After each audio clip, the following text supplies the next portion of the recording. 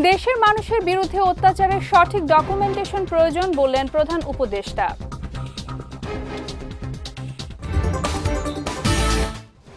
এবছর বিতর্কিতদের দেয়া হচ্ছে না স্বাধীনতা পুরস্কার, জানালেন আইন উপদেষ্টা।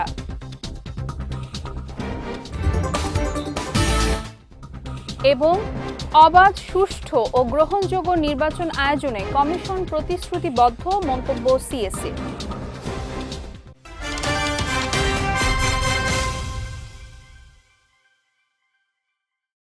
আসসালামু আলাইকুম। বিজয় রাতের সংবাদে আমন্ত্রণ জানাচ্ছি আমি সাদিয়া রেজওয়ানা তন্নি। শুনছিলেন শিরোনাম, এবারে বিস্তারিত।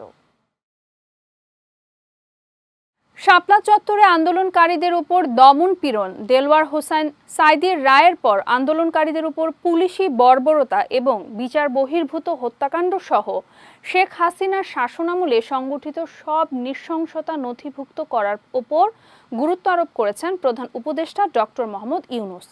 আজ জাতিসংঘের আবাসিক সমন্বয়কারী গুয়েন লুইস এবং বাংলাদেশে জাতিসংঘের আবাসিক সমন্বয়কারীর কার্যালয়ের সিনিয়র মানবাধিকার উপদেষ্টা হুমা খান রাষ্ট্রীয় অতিথি ভবন যমুনায় সাক্ষাৎ করতে এলে তিনি এই মন্তব্য করেন। বলেন, দেশের মানুষের বিরুদ্ধে সংগঠিত সব অত্যাচারের সঠিক ডকুমেন্টেশন প্রয়োজন।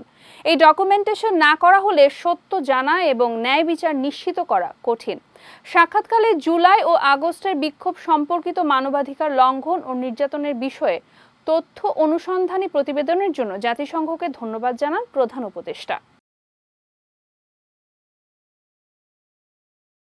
এবছর বিতর্কিতদের দেয়া হচ্ছে না স্বাধীনতা পুরস্কার। দেশ ও জাতির জন্য গুরুত্বপূর্ণ অবদান রেখেছেন এমন ব্যক্তি ও প্রতিষ্ঠানকে দেয়া হবে এই পুরস্কার, তবে এই সংখ্যা 10-এর কম হবে। সকালে সচিবালয়ে জাতীয় পুরস্কার সংক্রান্ত উপদেষ্টা পরিষদের বৈঠক শেষে এসব কথা জানান আইন উপদেষ্টা আসিফ নজরুল। বলেন, আগে স্বাধীনতা পুরস্কার নিয়ে অনেক বিতর্ক হয়েছে, এমনকি র্যাবের মতো প্রতিষ্ঠানকেও দেয়া হয়েছে এই পুরস্কার। আমরা এর আগে যে স্বাধীনতা দিবস পুরস্কার দেখতাম, তখন আমাদের কাছে মনে হয়েছে এমন ব্যক্তি এবং প্রতিষ্ঠানকে পুরস্কার দেওয়া হয়েছে যেটা নিয়ে সমাজে প্রশ্ন উঠেছিল, এবং এমন প্রতিষ্ঠানকে দেওয়া হয়েছিল, র্যাবের মতো প্রতিষ্ঠানকেও স্বাধীনতা দিবস পুরস্কার দেওয়া হয়েছিল, অথচ এটা আমাদের জাতীয় জীবনের সর্বোচ্চ পুরস্কার। আমরা এই পুরস্কারের মহিমা উপলব্ধি করে এই দলগত গোষ্ঠীগত চিন্তার ঊর্ধ্বে থেকে স্যারের নেতৃত্বে আমরা এমন সব নাম সুপারিশ করেছি। আপনারা এই পুরস্কারে দেখে আপনারা খুশি হয়েছিলেন, এই পুরস্কার দেখেও আপনারা আরো খুশি হবেন এবং আপনারা মনে হবে যে পুরস্কার দিতে পেরে আমরা নিজেরা ধন্য হয়েছি। এদিকে এবার নাম দেখে নয়, কর্ম দেখে পুরস্কার দেওয়া হবে বলে জানান শিক্ষা উপদেষ্টা ওয়াহিদ উদ্দিন মাহমুদ। বলেন, এতে বিভিন্ন শ্রেণী পেশার মানুষ উদ্বুদ্ধ হবে। শীঘ্রই প্রধান উপদেষ্টার কার্যালয় থেকে স্বাধীনতা পুরস্কারের জন্য মনোনীতদের নাম চূড়ান্ত করা হবে বলেও জানান শিক্ষা উপদেষ্টা। বাংলাদেশের জন্য যারা অবদান রেখেছেন বা নতুন একটা কিছু তৈরি করেছেন, যেটা ধারাবাহিকতা এখনো চলছে, যে কোনো ক্ষেত্রে, সংস্কৃতির ক্ষেত্রে, সাহিত্যের ক্ষেত্রে, বিজ্ঞানের ক্ষেত্রে বা সমাজসেবার ক্ষেত্রে একটা নতুন ধারা, যেটা এখনো পর্যন্ত মানুষকে, সারা দেশকে প্রভাবিত করে, কিন্তু আগে তাদেরকে কোনো সেই বা স্বীকৃতি দেওয়া হয়নি।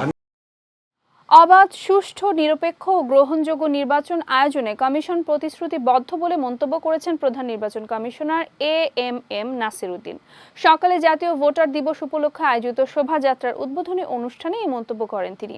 এ সময় 2024 সালে তালিকায় যুক্ত হওয়া ভোটার সহ দেশের মোট ভোটারের চূড়ান্ত তালিকার সারসংক্ষেপ তুলে ধরেন তিনি। জানান, বর্তমানে দেশে মোট ভোটার সংখ্যা 12,37,32,274 জন। মোট নারী ভোটার 6,03,69,666 জন। পুরুষ ভোটার 6,33,61,615 জন। এছাড়া হিজড়া পরিচয়ে ভোটার আছেন 994 জন। পরে সকাল 11টায় নির্বাচন ভবনের অডিটোরিয়ামে ভোটার দিবস নিয়ে এক আলোচনা সভা অনুষ্ঠিত হয়। অনুষ্ঠানে প্রধান অতিথি হিসেবে উপস্থিত থেকে প্রধান নির্বাচন কমিশনার বলেন, নির্বাচন নিয়ে বিভিন্ন দলের বিপরীতমুখী বক্তব্যে চিন্তিত নয় কমিশন, তবে রাজনৈতিক দলগুলোকে নিজেদের দায়বদ্ধতার কথা স্মরণ করিয়ে দেন তিনি। নির্বাচনমুখী সংস্কার কাজ শেষ করে দেশের স্বার্থে দ্রুত নির্বাচন অনুষ্ঠিত করতে অন্তর্বর্তী সরকারের প্রতি আহ্বান জানিয়েছেন বিএনপির স্থায়ী কমিটির সদস্য সালাউদ্দিন আহমেদ। সকালে জাতীয় প্রেস ক্লাবে মানবাধিকার রক্ষায় রাজনীতিবিদদের করণীয় শীর্ষক আলোচনা সভায় তিনি এই আহ্বান জানান। এ সময় তিনি জানান, যারা বলেন বিএনপি সংস্কার চায় না, তাদের আগে বিএনপি সংস্কার প্রস্তাবনা দিয়েছে। সালাউদ্দিন আহমেদ বলেন, জনগণ এখন নিরাপত্তাহীনতায় দিন কাটাচ্ছে, তাই জনগণের স্বার্থে বিএনপিকে ক্ষমতায় আসতে হবে। এছাড়া নিত্য প্রয়োজনীয় পণ্যের দাম নিয়ন্ত্রণে আনতে অন্তর্বর্তী সরকারকে দ্রুত পদক্ষেপ নেওয়ার আহ্বান জানান বিএনপির স্থায়ী কমিটির এই সদস্য। জুলাই আন্দোলনে প্রথম শহীদ আবু সাইদের হত্যার ঘটনায় প্রায় 7 মাস পর মামলা দায়ের করা হলো আন্তর্জাতিক অপরাধ ট্রাইব্যুনালে। সকালে প্রসিকিউশনের আবেদনের প্রেক্ষিতে আবু সাইদ হত্যার মামলাটি আমলে নিয়ে গ্রেফতার থাকা 4 আসামিকে আগামী 9 এপ্রিল হাজির করার নির্দেশ দিয়েছেন আন্তর্জাতিক অপরাধ ট্রাইব্যুনাল। ওই দিনই এই মামলায় তদন্ত প্রতিবেদন জমা দেওয়া হবে বলে জানিয়েছেন ট্রাইব্যুনালের chief prosecutor advocate Tajul Islam. তিনি জানান, বেগম রোকেয়া বিশ্ববিদ্যালয়ের সাবেক প্রক্টর শরীফুল ইসলাম এবং তৎকালীন ছাত্রলীগ নেতা ইমরানের নেতৃত্বে ওই দিন হামলার ঘটনা ঘটে। গুলি চালান সাবেক এসআই আমির হোসেন এবং সাবেক কনস্টেবল সুজন চন্দ্র রায়। এই 4 জনই রংপুরে দায়ের করা 2টি পৃথক মামলায় কারাগারে আছেন। এ সময় তদন্ত প্রতিবেদনে সাবেক প্রধানমন্ত্রী শেখ হাসিনার হুকুমের কথা উল্লেখ থাকবে বলেও জানান তিনি। আবু সাইদের সেই শাহাদাতের ঘটনা বাংলাদেশে জুলাই বিপ্লবকে দাবানলের মতো উস্কে দিয়েছিল। সেই ঘটনায় যারা দায়ী, যারা সরাসরি গুলি করেছিল, তাদের মধ্যে 2 জন, একজন হচ্ছেন এসআই আমির হোসেন, আরেকজন কনস্টেবল সুজন চন্দ্র রায়। তারা অলরেডি রংপুরে দায়েরকৃত একটি মামলায় জেল হাজতে আটক আছেন। পাশাপাশি সেই সময়ে রোকেয়া বিশ্ববিদ্যালয়ের যিনি প্রক্টর ছিলেন শরীফুল ইসলাম, তিনি এবং ইমরান চৌধুরী আকাশ, ছাত্রলীগের বেগম রোকেয়া বিশ্ববিদ্যালয়ের তদানীন্তন সাধারণ সম্পাদক, যারা এই হামলার সাথে সরাসরি সম্পৃক্ত ছিলেন, তারা আরেকটি মামলায় গ্রেপ্তার হয়ে জেল হাজতে আছেন। তাদেরকে আন্তর্জাতিক অপরাধ ট্রাইব্যুনালের মামলায় গ্রেপ্তার হিসেবে প্রদর্শন করার জন্য আজকে আমরা একটা আবেদন করেছিলাম। আদালত সেই গ্রেপ্তার দেখানোর আবেদন মঞ্জুর করেছেন। আগামী 9 এপ্রিল তাদেরকে এই ট্রাইব্যুনালে প্রডিউস করার জন্য নির্দেশ দিয়েছেন। তত্ত্বাবধায়ক সরকার ব্যবস্থা ফেরাতে ত্রয়োদশ সংশোধনী বাতিলের রায়ের রিভিউ শুনানির দিন আগামী 8 মে ধার্য করা হয়েছে। সকালে এই আদেশ দিয়েছেন আপিল বিভাগ। আজ কার্যতালিকায় থাকলে রাষ্ট্রপক্ষের সময় আবেদনের প্রেক্ষিতে পিছিয়েছে গুরুত্বপূর্ণ এ মামলার রায় পুনর্বিবেচনার আবেদন। তত্ত্বাবধায়ক সরকার ব্যবস্থা বাতিল করে 2011 সালের রায় দেন সাবেক প্রধান বিচারপতি খায়রুল হক। সংক্ষিপ্ত রায়ে তিনি পরবর্তী 2টি নির্বাচন তত্ত্বাবধায়ক সরকারের অধীনে করার পরামর্শ দিয়েছিলেন। তবে অবসরের 16 মাস পরে লেখা পূর্ণাঙ্গ রায় তা উল্লেখ না করেই তত্ত্বাবধায়ক ব্যবস্থাকে অসাংবিধানিক বলেন তিনি। এতে এই ব্যবস্থা পুরোপুরি বাতিল করতে সংবিধানের সংশোধনী আনে বিগত আওয়ামী লীগ সরকার। রমজানে পণ্যের দাম নিয়ন্ত্রণে আছে বলে দাবি করেছেন জাতীয় ভোক্তা অধিকার সংরক্ষণ অধিদপ্তরের মহাপরিচালক মোহাম্মদ আলিম আক্তার খান। তিনি জানান, রমজানে কিছু পণ্যের দাম যৌক্তিকভাবেই বাড়ে। সকালে কারওয়ান বাজারে অভিযান চালিয়েছে জাতীয় ভোক্তা অধিকার সংরক্ষণ অধিদপ্তর। রমজানের প্রথম দিনে এই অভিযানে নেতৃত্ব দেন অধিদপ্তরের মহাপরিচালক। অভিযান শেষে তিনি এসব কথা বলেন। ভোক্তার ডিজি বলেন, কিছু কিছু ভোক্তা প্রয়োজনের বেশি কেনাকাটা করেন, যার ফলেও বাজারে পণ্যের ঘাটতি দেখা দেয়। এই সময় বাজারে সয়াবিন তেলের সংকট প্রসঙ্গে তিনি বলেন, 26 ফেব্রুয়ারির মধ্যে তেল কোম্পানিগুলো তেল সরবরাহ নিশ্চিতের আশ্বাস দিলেও সেই কথা রাখেনি। এদের বিরুদ্ধে ব্যবস্থা নিতে তদন্ত কমিটি গঠন করবে ভোক্তা অধিদপ্তর। এবারে জেলা সংবাদ।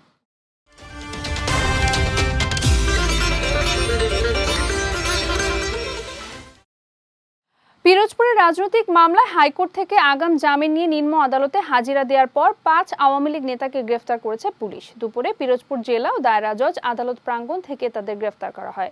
পুলিশ জানায়, দুপুরে আসামিরা আদালতে হাজিরা দিতে আসেন। হাজিরা দেওয়া শেষ হলে অন্য একটি মামলায় একজনকে এবং নাশকতার মামলায় সম্পৃক্ত থাকায় বাকি 4 জনকে গ্রেফতার করা হয়। এর আগে আসামিদের আদালতে হাজিরা দিতে আসার খবর পেয়ে পিরোজপুর জেলা ছাত্রদলের সাংগঠনিক সম্পাদক সালাউদ্দিন কুমারের নেতৃত্বে জেলা ছাত্রদলের নেতাকর্মীরা আসামিদের গ্রেফতারের দাবিতে আদালত প্রাঙ্গণে বিক্ষোভ করেন। তোমার আমার বাংলাদেশে ভোট দিব মিলেমিশে স্লোগানে সারা দেশে পালিত হয়েছে জাতীয় ভোটার দিবস। সকালে বরিশাল বিভাগীয় কমিশনার কার্যালয় চত্বরে বেলুন ও ফেস্টুন উড়িয়ে জাতীয় ভোটার দিবসের উদ্বোধন করেন বিভাগীয় কমিশনার মোহাম্মদ রায়হান কাউসার। উদ্বোধন শেষে একটি বর্ণাঢ্য র্যালি বের হয়। র্যালি শেষে বিভাগীয় কমিশনার কার্যালয়ের সম্মেলন কক্ষে আলোচনা সভা অনুষ্ঠিত হয়। চাঁপাইনবাবগঞ্জের শিবগঞ্জ উপজেলা প্রশাসন ও উপজেলা নির্বাচন অফিসের আয়োজনে একটি র্যালি উপজেলা চত্বর থেকে বের হয়ে শহরের বিভিন্ন গুরুত্বপূর্ণ এলাকা প্রদক্ষিণ করে একই স্থানে এসে শেষ হয়। এদিকে সকালে দিবসটি উপলক্ষে পাবনার ঈশ্বরদীতেও র্যালি ও আলোচনা সভার আয়োজন করা হয়। এর আগে উপজেলা পরিষদ চত্বর থেকে একটি র্যালি বের হয়ে শহরের বিভিন্ন সড়ক প্রদক্ষিণ করে পুনরায় পরিষদ চত্বরে এসে শেষ হয়। পরে উপজেলা নির্বাচন কার্যালয়ে ভোটার সেবা প্রদানের লক্ষ্যে দিনব্যাপী সেবা ক্যাম্প অনুষ্ঠিত হয়। এছাড়া ঝালকাঠির কাঠালিয়া, পটুয়াখালীর গলাচিপা, মেহেরপুর ও গাজীপুরের কালীগঞ্জেও নানা আয়োজনে পালিত হয়েছে জাতীয় ভোটার দিবস। উৎপাদন শুরুর মাত্র ৩৮ দিনের মাথায় আবারও গ্যাসের সংকটে ব্রাহ্মণবাড়িয়ার আশুগঞ্জ সার কারখানায় অনির্দিষ্টকালের জন্য বন্ধ হয়ে গেছে উৎপাদন। শনিবার রাত থেকে ইউরিয়া উৎপাদন বন্ধ করে দেয় কারখানা কর্তৃপক্ষ।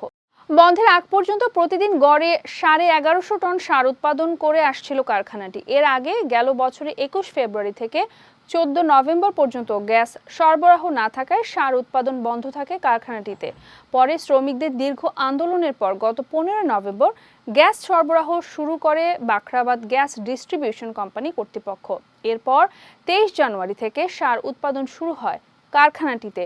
তবে এবার বন্ধ হয়ে যাওয়ার কবে নাগাদ উৎপাদন চালু হবে তা নিশ্চিত নয় বলে জানিয়েছেন আশুগঞ্জ সার কারখানার মহাব্যবস্থাপক এবি মাহমুদ।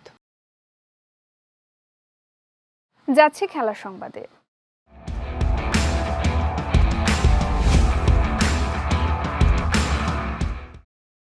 ২০২৪ সালে ভারত সফরে গিয়ে টি-20 ও টেস্ট থেকে অবসরের ঘোষণা দেন সাকিব আল হাসান। অন্যদিকে মিরপুরে নিজের শেষ টেস্ট খেলার আগ্রহ প্রকাশ করলেও রাজনৈতিক কারণে শেষ পর্যন্ত আর দেশে ফেরা হয়নি তার। তবে এবার এশিয়ান লিজেন্ডস লিগ টি-20-তে খেলতে যাচ্ছেন সাকিব আল হাসান। আগামী ১০ মার্চ থেকে শুরু হতে যাওয়া এই আসরে এশিয়ান স্টারসের হয়ে খেলবেন বাংলাদেশের সাবেক এই অধিনায়ক। সামাজিক যোগাযোগ মাধ্যমে এই তথ্য নিশ্চিত করেছে টুর্নামেন্ট কর্তৃপক্ষ। জানিয়েছে এই আসরে বাংলাদেশ টাইগার্স দলের হয়ে খেলবেন তামিম ইকবাল ও মোহাম্মদ আশরাফুলের মতো সাবেক তারকারা। অন্যদিকে আগামী ১২ মার্চ বাংলাদেশ টাইগার্সের বিপক্ষে খেলবে এশিয়ান স্টারস। সেই ম্যাচে বাংলাদেশের বিপক্ষে খেলতে দেখা যাবে সাকিবকে।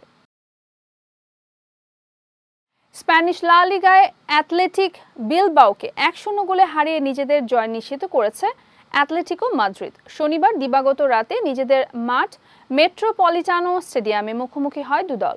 ম্যাচের শুরু থেকে আক্রমণ পাল্টা আক্রমণ চললেও স্কোর লাইন গোলশূন্য রেখে প্রথমার্ধ শেষ করে তারা। বিরতির পর ম্যাচের ৬৬তম মিনিটে স্বাগতিকদের আনন্দে ভাসান হুলিয়ান আলভারেজ।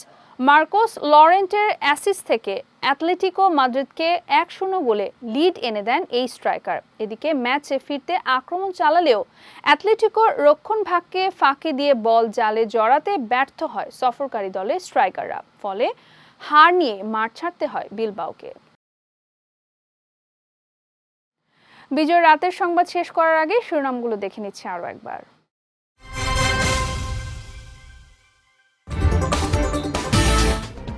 দেশের মানুষের বিরুদ্ধে অত্যাচারের সঠিক ডকুমেন্টেশন প্রয়োজন বললেন প্রধান উপদেষ্টা।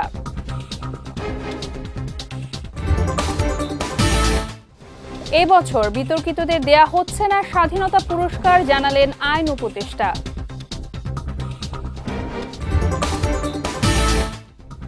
এবং অবাধ, সুষ্ঠু ও গ্রহণযোগ্য নির্বাচন আয়োজনে কমিশন প্রতিশ্রুতিবদ্ধ, মন্তব্য সিএসসি।